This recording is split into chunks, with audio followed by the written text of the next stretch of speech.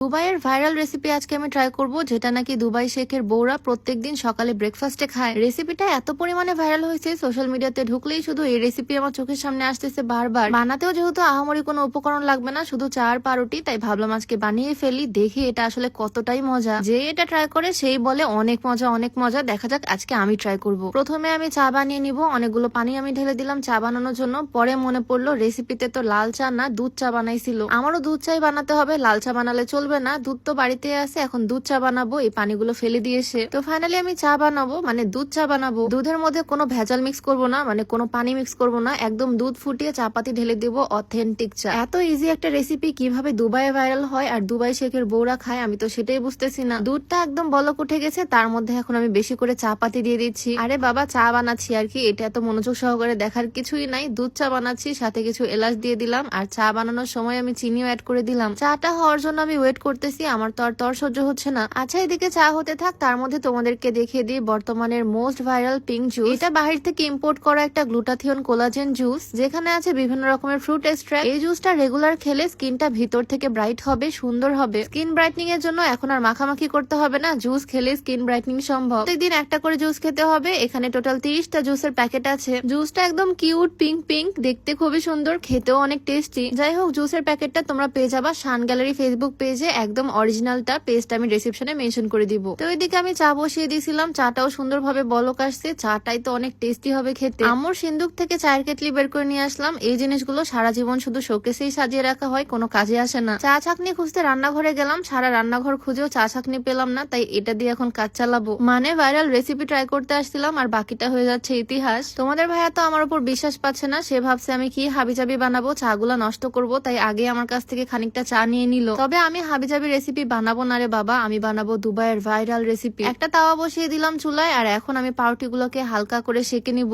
আমি একটু বেশি বকবক করতেছি, তাই তোমাদের মনে হতে পারে অনেক লম্বা প্রসেস, আসলে কিছুই না, জাস্ট চাটা বানিয়ে নিছি আর এখন পাউরুটি গুলোকে সুন্দর করে সেকে নিলাম। এখন আমার লাগবে কনডেন্স মিল্ক। আমার হাজবেন্ডকে পাঠিয়েছিলাম দোকানে, দোকান থেকে আসতে আসতে এটা লেভেল সব ছিঁড়ে ফেলছে, কোন দিক সামনে কোন দিকে পিছনে আর বোঝা যাচ্ছে না। ওকে দিয়ে এখন এই কনডেন্স মিল্কের ঢাকনাটা খোলাবো। অল্প একটু কনডেন্স মিল্ক নিয়ে পুরাটা পাউরুটি আমি সুন্দরভাবে ছড়িয়ে দিচ্ছি। তোমরা চাইলে এখানে দুধের সর দিতে পারো বা বাসায় ক্রিম থাকলে দিতে পারো, আমি কনডেন্স মিল্ক দিলাম ভিতরে। এই তো আমার রেসিপি একদম রেডি, এখন জাস্ট ওপর থেকে দুধ চা ঢেলে দিব, তাহলেই হয়ে গেল কাজ কমপ্লিট। বিসমিল্লাহ বলে সুন্দর করে চা ঢেলে দিলাম। আশা করি রেসিপিটা ভালো হবে, মানে খেতে ভালো হবে, এটার টেস্ট। আমি একটু বেশি ঢং করে দেখালাম, সেজন্য হয়তো তোমাদের কাছে মনে হতে পারে খুব কঠিন কিছু, আসলে কিছুই না, পাউরুটির মধ্যে চা ঢেলে দিলাম। আর এইটাই নাকি এখনকার মোস্ট ভাইরাল রেসিপি, যেটা দুবাই শেখের বউরা খায় প্রত্যেকদিন সকালে ব্রেকফাস্টে। আমিও তো ট্রাই করার জন্য আর ওয়েট করতে পারতেছি না, আসলে এটা খেতে কেমন। আচ্ছা, ইদানিং আমি যে সুতি থ্রি পিস গুলো পরছি, এগুলো অনেকে আমাকে জিজ্ঞেস করতেছো কোথা থেকে নিছি। এগুলো আমি একদম পাইকারি দামে 550 টাকা করে নিয়েছি, exclusive fashion corner Facebook page থেকে। গরমের মধ্যে সুতি থ্রি পিস পরেও অনেক আরাম, আর ডিজাইন গুলো খুবই সুন্দর। এই থ্রি পিস গুলোর তোমরা চাইলে নিতে পারো তাদের পেজ থেকে, exclusive fashion corner. By the way, এদিকে আমাদের রেসিপি একদম কমপ্লিট, আর প্রথমে দিলাম আমার হাজবেন্ডকে, কারণ আমি যে কোনো কিছু বানালে ওকে দিয়ে ফার্স্টে ট্রাই করাই। দেখে তো মনে হচ্ছে খুবই ইয়ামি হবে, আর আমি জাস্ট ওয়েট করতেছি ওর রিয়াকশনের জন্য।